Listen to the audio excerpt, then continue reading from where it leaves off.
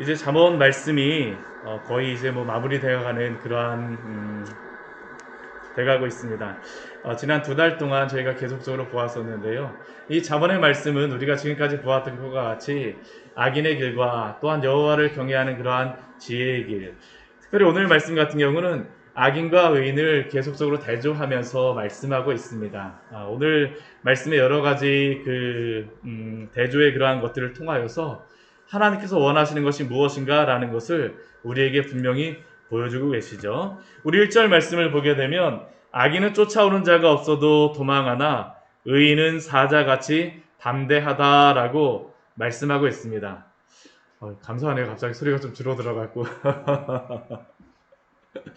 네. 우리가 그렇지 않습니까? 우리가 괜히 나쁜 일을 행하게 되면, 무슨 잘못을 행하게 되면, 그냥 잘못을 행한 것도 그렇지만, 누가 뭐라 그래서가 아니라, 마음이 죄를 행하고 난 다음에 불편할 때가 있어요. 그렇죠? 이게 왜 그러냐 하면, 하나님께서 우리의 마음속에 양심을 통하여서 죄에 대한 그러한 감각을 주셨기 때문입니다. 이 사람이라고 하는 그러한 존재는 하나님의 형상을 통하여 구원을 받았고, 창조함을 받았고, 이 창조함을 받은 그러한 사람은 하나님의 형상을 따라 무엇이 옳은지, 무엇이 그른지를 알게 하셨습니다. 죄를 행하고 난 사람 어떻습니까? 하나님의 그 길을 벗어났기 때문에, 그 죄를 행하고 있다라는 그러한 것들 때문에 하나님의 그러한 그 죄를 범한 것으로 인하여 양심에 찔림을 주는 것이죠. 사실은 이러한 양심에 찔림을 주는 것은 나쁜 게 아닙니다. 왜냐하면 하나님을 찾을 수 있는 그러한 방법을 하나님께서 간구하여 주신 것이기 때문입니다. 악인에게 이러한 마음을 주신 이유는 무엇일까요? 회개하고 하나님께 돌아오라는 것이죠. 악인이 하나님 앞에 그러한 담대한 마음으로 죄를 짓고자 하였을 때 하나님께서는 그의 마음속에 두려운 마음을 주셔서 돌아올 것을 말씀하여 주시는 것입니다. 그러나 의인은 어떻습니까? 사자같이 담대하다라고 말씀하시죠. 우리 레위기 26장 17절 말씀을 보게 되면 이것은 단순히 그냥 잠언의 말씀에서만 우리에게 주시는 말씀이 아닙니다. 이것은 하나님의 언약 말씀을 어겼을 때에 하나님께서 주시는 그러한 언약적인 그러한 마음이기 때문에 이러한 것들을 말씀하시죠. 우리 레위기 26장 17절 말씀을 같이 한번 읽어보도록 할까요? 레위기 26장 17절의 말씀입니다.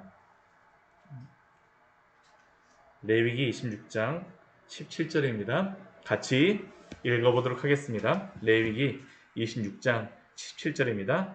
같이 읽겠습니다. 내가 너희를 치리니 너희가 너희 대적에게 패할 것이요 너희를 미워하는 자가 너희를 다스릴 것이며 너희를 쫓는 자가 없어도 도망하리라. 이 말씀을 레위기의 말씀을 거의 다 마무리하시고 나서 이 말씀을 주시죠. 왜 그렇습니까? 하나님의 언약을 버리고 떠나는 자는 아무리 그가 하나님의 백성이라 한다 할지라도 이렇게 청종하지 않고 떠나게 되면 하나님이 이러한 두려운 마음을 주신다라는 것입니다. 그래서 때로 우리의 마음속에 이러한 마음을 주실 때 다른 게 아닙니다. 하나님 앞에 겸손한 마음으로 부드러운 마음으로 하나님 앞에 나아오십시오. 또한 그 마음을 가지고 나아갈 때 어떻습니까?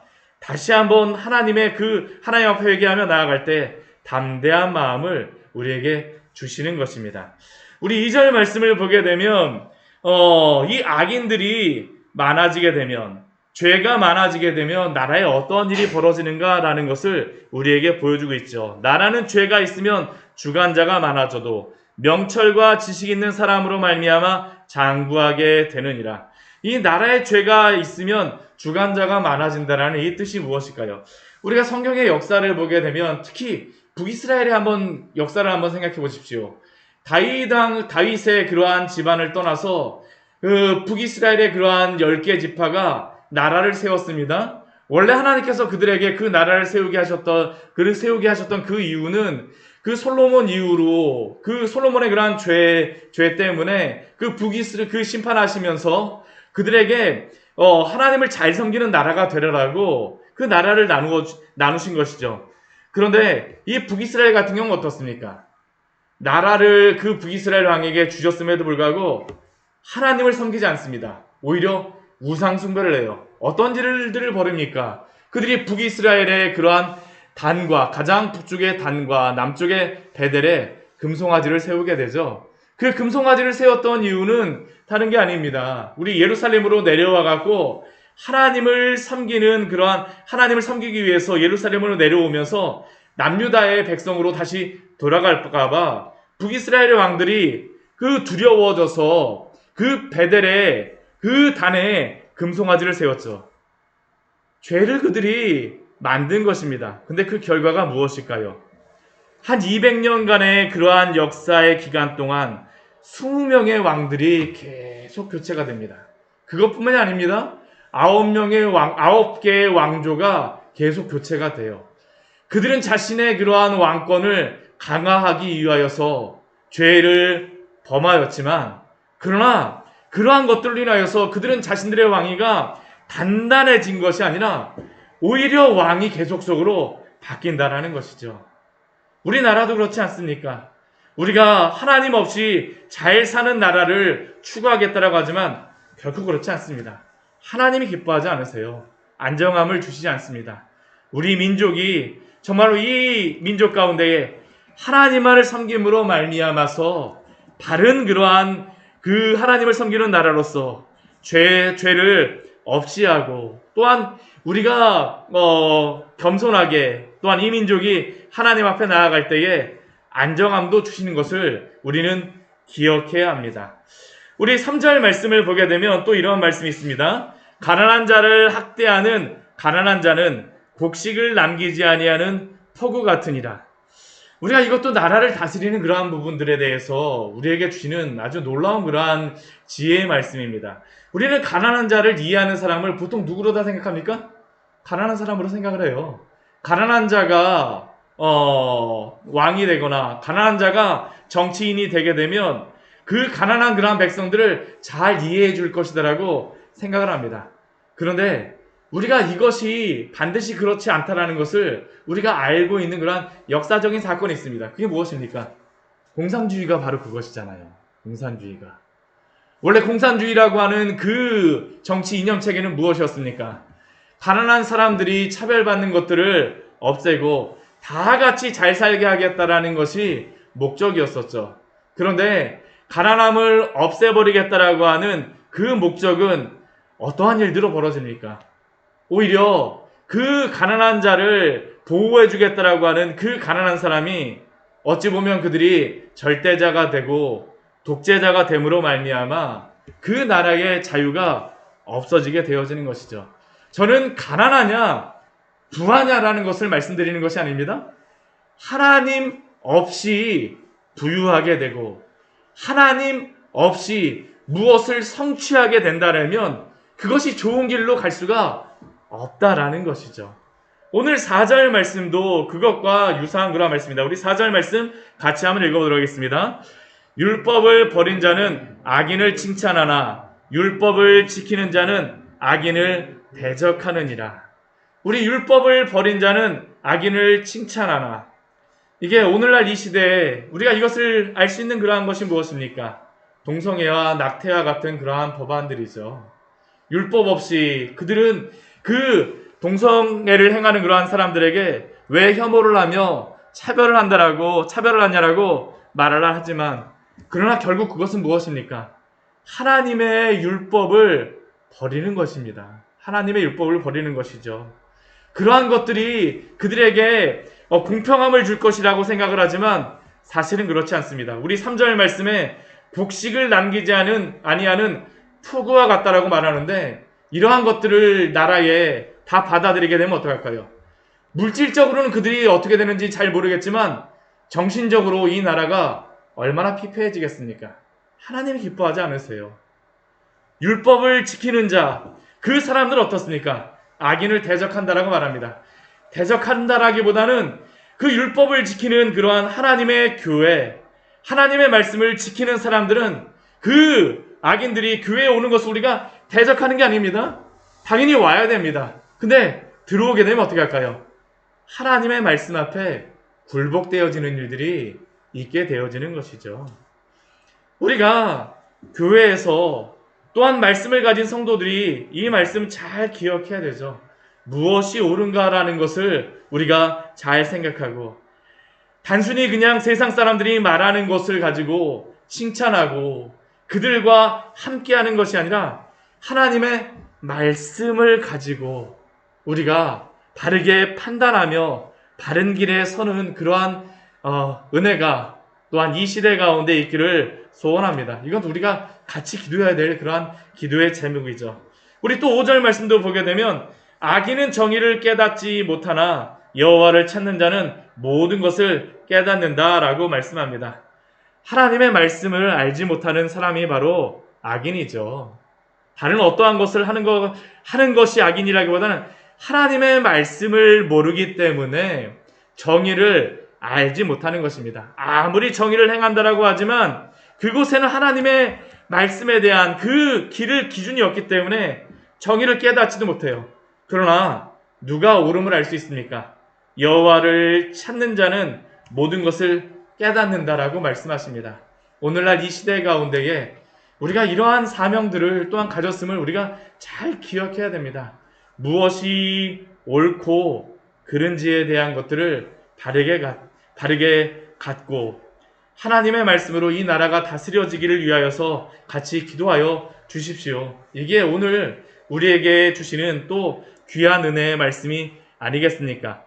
또 우리 7절 말씀을 보게 되면 율법을 지키는 자와 음식을 탐하는 자가 나오고 있습니다. 율법을 지키는 자는 지혜로운 아들이라고 말씀하고요. 음식을 탐하는 자와 사귀는 그러한 사람은 아비를 욕되게 한다라고 말하고 있습니다. 근데 이 율법을 지키는 자, 율법을 사랑하는 사람과 음식을 탐하는 자, 음식을 사랑하는 사람하고의 그러한 그 공통적인 것이 있습니다. 좋아한다라는 것이죠. 이 음식을 탐하는다라는 것은 무엇입니까? 음식을 사랑하는 것입니다. 음식을 사랑하는 것이에요. 우리의 몸에 음식이 필요하기 때문에 또한 음식을 먹고자 하는 그러한 마음들이 있죠. 우리 율법도 어떻습니까? 하나님의 말씀 아닙니까?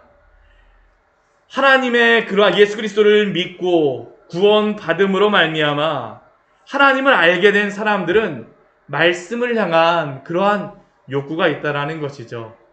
이 말씀을 보면서 하나님의 말씀에 대한 그러한 갈증과 배고픔이 있는지를 점검하십시오. 단순히 세상적인 것으로만 우리가 음식에 대한 탐식에 대한 마음만을 가지는 것이 아니라 하나님의 말씀으로 먹고 살찌며 살아가는 자가 바로 지혜로운 자임을 우리는 기억해야 될 것입니다. 이 음식을 탐한다라고 하는 그 사람은 음식만 탐하는 것이 아니죠. 우리 8절 말씀을 보게 되면 재산도 탐하는 그러한 사람입니다. 이 탐심에 대한 것을 말씀하고 있는 것이죠. 중한 별리로 자기 재산을 누리는 것은 내가 잘 살기 위해서 모든 그러한 그 세상의 돈을 다 내가 갖겠다는 그러한 생각으로 하나님께서는 이스라엘 백성들에게 그 이자 받는 것을 분명히 금지하셨지만 그러나 이 가운데 어떤 일이 벌어지는 겁니까? 중한 별리로 자기 재산을 늘리고자 하는 것이죠. 그런데 그것으로 자신이 누리고자 하지만 어떤 일이 벌어질까요?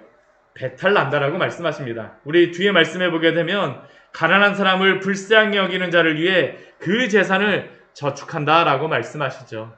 자신이 아무리 세상에 그러한 방법을 악한 수단을 써서 부유하게 되고자 하지만 하나님이 기뻐하지 않으세요. 하나님이 기뻐하지 않으십니다. 영적으로도 하나님이 기뻐하지 않으십니다. 이런 탐심의 마음을 가진 사람들, 우리 9절 말씀에 보면 또 이렇게 말씀합니다. 사람이 귀를 돌려 율법을 듣지 아니하면 그의 기도도 가증하니라. 세상에 하나님을 섬기는 그러한 마음으로 하나님을 예배하는 것이 아니라 사실은 하나님을 예배하는 것조차도 내가 세상에서 잘 살기 위하여서 무엇을 이루기 위하여서 그 죄를 짓기 위하여서 만약 그것을 하나님의 것들을 이용한다면 하나님이 그것 기뻐하지 않으신다라는 겁니다. 무엇이 우리의 삶에 중심이냐라는 것을 우리에게 말씀하여 주시죠. 하나님을 중심으로 살아가십시오. 하나님을 기뻐함으로 살아가십시오. 정말로 그렇게 살아가는 자에게 하나님이 오늘도 당신의 것으로서 채우시고 먹이시고 부욕해 하시는 줄 믿습니다. 하나님으로 부유한 우리 귀한 성도들 되시기를 축원합니다. 우리 뒤에 우리 13절 말씀을 보게 되면 참된 그러한 축복이 무엇일까요? 우리 13절 말씀 우리 같이 한번 읽어보도록 하겠습니다. 자기의 죄를 숨기는 자는 형통하지 못하나 죄를 자복하고 버리는 자는 불쌍히 여김을 받으리라. 우리 오늘 앞에 1절 말씀에서도 보았었지만 악인을 쫓아오는 자, 그 마음속에 두려움이 있어서 도망하게 되죠. 근데 그러한 마음을 하나님이 주셨을 때에 우리가 어떻게 해야 될까요? 우리의 죄를 숨기는 것이 아닙니다. 하나님이 그것을 형통함으로 인도하여 주시지 않으세요. 우리에게 그 마음을 주셨을 때 우리는 무엇을 해야 될까요? 겸손하게 죄를 자복하며 주님 앞에 나아갈 때에 주님이 우리를 불쌍하게 여기시며 또한 우리의 죄를 용서하여 주시는 줄 믿습니다. 교회가 바로 이러한 것이죠.